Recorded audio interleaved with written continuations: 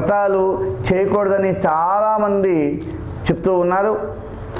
ఇది శాస్త్రం తెలుసో తెలియకో ఎలా చెప్తున్నారు అనేటువంటి ఒక ఆచారం, పిచ్చి ఆచారం లోపలికి తీసుకొచ్చేసారు జనాలందరూ కూడా. కాబట్టి పుష్కర సమయంలో ఏమేం పనులు చేయకూడదని చెప్పి మనకి నిర్ణయ దర్పణమందు వివాహ ఉపనయనే చైవ గర్భాధానే నిషేకయో ద్వయో పుష్కరయోర్ మధ్యే నా శుభో భవేత్ అని చెప్పబడిన శాస్త్రం మనకి. ఈ సమయంలో ఉపనయనము, వివాహము, నిషేకము, గర్భాధానము ఆది పుష్కరముల యందు అంత్య పుష్కరమందు మధ్య చేయకూడదు. ఇవే మనకు చెప్పబడినటువంటి. ఏమేం చేయకూడదు అంటే వివాహ ఉపనయనే చైవ గర్భాధాన నిషేకయో ఆది పుష్కరయో మధ్యన శుభో భవేత్ అని చక్కగా చెప్పబడింది మనకి. అట్లాగే వశిష్ఠ స్మృతి ఎందు కూడా ద్వయో పుష్కరయో అంతే వివాహాది శుభకర్మో భవేత్ అని ఉన్న చేత పై ఆధారాన్ని బట్టి శ్రావణ మాసంలో చేయు వ్రతాలు కానీ పూజలు కానీ పుష్కరకాలంతో సంబంధం లేదు. కాబట్టి చాలామంది విఘ్నులు పుష్కర సమయమందు వ్రతములు పూజలు చేయకూడదని ప్రచారం చేస్తున్నారు. కానీ శాస్త్ర విషయంలో ఎక్కడా చెప్పబడి ఉండేలేదు. కొత్తగా పెళ్ళైన తర్వాత, వివాహమైన తర్వాత ఆడపిల్ల పుట్టిన వద్ద వరలక్ష్మి వ్రతం శ్రావణ మంగళవారం నోలు నిర్భయంగా చేసుకోవచ్చు. ఇంటి నుండి ఇది చాలామందికి అనేక విషయాలని మనం అర్థం చేసుకోలేకపోతూ ఉంటాం. ఇంతమంది మనకి ఇన్ని రకాలుగా మనకి బుర్రను చెడగొట్టి అలా చేసుకోకూడదు అలా చేసుకోకూడదు అని చెప్పి చెప్తూ ఉంటారు. ఇది శాస్త్ర విషయంలో ఎక్కడా లేదు. కాబట్టి నిర్భయంగా మనం శ్రావణ మంగళవార వ్రతాలు కానీ వరలక్ష్మి వ్రతాలు కానీ శుభ్రమైనటువంటి సశాస్త్రీయమైనటువంటి రీతిలో మనం చేసుకుంటూ ఉండొచ్చు.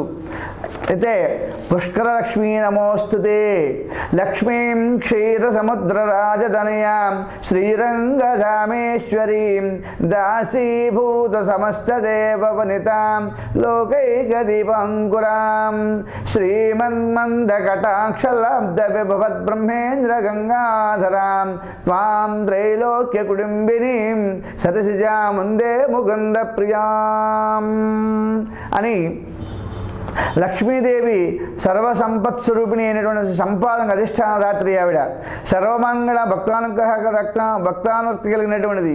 వైకుంఠంలో పతిసేవా తత్పరయ్యి నివసిస్తూ ఉంటుంది. అక్కడే కాదు సర్వప్రాణ కోటిలోనూ కూడా శోభారూపంలో విరజిల్లుతూ ఉంటుంది. ఈమె వైష్ణవులకు వైష్ణవిగాను, ముముక్షువులకు మోక్షదాయినిగాను, భోగులకు సుఖప్రదాయినిగాను, స్వర్గంలో స్వర్గలక్ష్మిగాను, గృహాలలో గృహలక్ష్మిగాను, పాపాత్ముల ఇండ్లలో అలక్ష్మిగాను, నిర్మాత్మల హృదయంలో బుద్ధిరూపిణిగాను, సత్పురుషుల యందు లజ్జారూపిణిగాను ప్రకాశిస్తూ ఉంటుంది తల్లి. అందరి హృదయాల్లో లక్ష్మీయమని ఇలా ఒక్కసారి నమస్కారం చేసుకుంటూ యా దేవి సర్వభూతేషు లక్ష్మీరూపేణ సంస్థితః నమస్తస్మై నమస్తస్మై నమస్తస్మై నమో నమః. ఈ తల్లి ప్రభావం శ్రీశక్తంలో ఇలా చెప్పబడుతూ ఉంటుంది. ధనమగ్నిర్ధనం వాయుం ధనం సూర్యో ధనం వశు ధనమింద్రో బృహస్పతిర్వరుణం ధనమశ్నుతే అని అష్టలక్ష్మీ స్వరూపంలో ఉన్న అష్టసిద్ధుల్ని ప్రసాదించే ఓ మహాలక్ష్మి, అందరికీ కూడా నువ్వు ఈ సంపదలు ఇచ్చుగాక అని చెప్తూ ఉంటుంది. సర్వభూతేషు యా దేవి భుక్తిముక్తి ప్రదాయిని త్వాం సుఖాస్తుతాం భవంతి పరమోక్తయః తస్యామ్యేవ ఆత్మాహాత్మం తస్యా మయి తన్మాహాత్మ్యం శ్రుత్వా భక్తి సమన్వితః సర్వబాధా వినిర్ముక్తో ధనధాన్యాసమన్వితః. ఓ లక్ష్మీదేవి, భక్తియుక్తులై ఎవరైతే నిన్ను పూజ చేస్తూ ఉంటారో వారందరికీ కూడా సర్వసంపదలు కలుగుతాయి, గ్రహ బాధలు శాంతిస్తూ ఉంటాయి, సమస్తమైనటువంటి పాపాలన్నీ కూడా నశిస్తాయి, ఆరోగ్యం కలుగుతుంది. విశ్వమోహమైన మహిమైనటువంటి ఆమెను ప్రార్థిస్తే తత్వజ్ఞానము ఐశ్వర్యము కలుగుతుంటుంది. లక్ష్మీం త్వయాలంకృతయానే యాని కాయే పపైర్విక్రీ నృపలోభజన్యమన్యత గుణైర్విహీనై గుణో భవంతి దుశ్శీలనశీలవతాం వరిష్ఠాః. లక్ష్మీదేవి ఎక్కడ అలంకరించి ఉంటుందో అక్కడే సత్యవాకు, పాపముక్తి, రాజపూజిత ఉంటాయి. గృహం లేనటువంటి వారు, గుణం లేని వారు కూడా గుణవంతులుగా, ఇండ్లు లేని వారు ఇల్లు కట్టుకునేటట్టుగాను, దుశ్శీలుగాను, శీలవంతులుగాను భాషలతో ఉంటారు అని అభిప్రాయం. విఘ్నుల యొక్క అభిప్రాయం. యథావ్యాప్తం జగత్సర్వం దేవదేవేన శారంగిణ తథావ్యాప్తం జగత్సర్వం రాజన్ క్షీరాబ్దికన్యక. తథావ్యాప్తం జగత్సర్వం రాజన్ క్షీరాబ్దికన్యక. ప్రకృతియే లక్ష్మీ యొక్క ముఖం, ప్రకృతే మూలం. కాబట్టి ఈ జగత్తు శ్రీ విష్ణువు చేత ఏ విధంగా వ్యాపించబడి ఉంటుందో అదేవిధంగా ప్రపంచమంతా కూడా మహాలక్ష్మి కూడా వ్యాపించబడినది అని చెప్పి ఈ శ్లోకానికి అర్థం ఉంటుంది. ఇది ఋగ్వేదంలో ఉన్నది.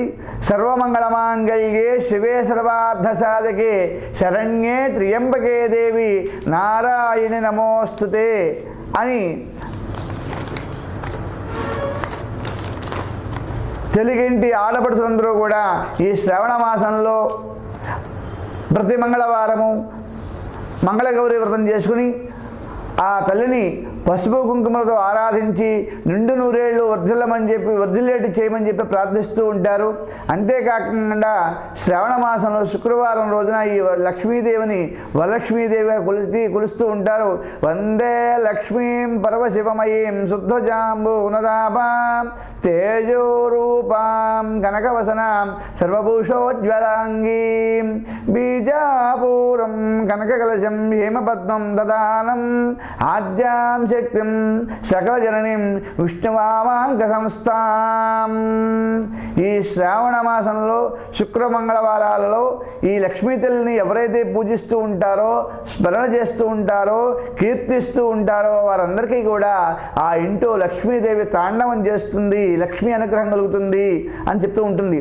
ఇటువంటి అపూర్వమైనటువంటి తల్లి అనుగ్రహం పొందాలంటే పద్మాసనే పద్మకరే సర్వలోకైక పూజితే నారాయణ ప్రియేది సుప్రీత భవ సర్వదా అని అమ్మవారిని మనస వాచ కర్మణ అత్యంత భక్తిశ్రద్ధలతో నవవిధ భక్తి ప్రపత్తులతో ఏకాగ్రచిత్తుతో అమ్మవారిని పూజించినట్లయితే మహాలక్ష్మి అనుగ్రహం కలుగుతుంది అని చెప్పి మనకి ఈ శ్లోకం ద్వారా చెప్తూ ఉంటుంది.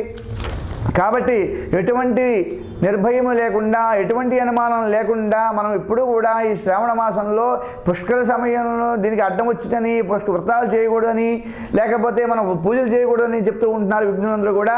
ఇది చాలా తప్పు పద్ధతి.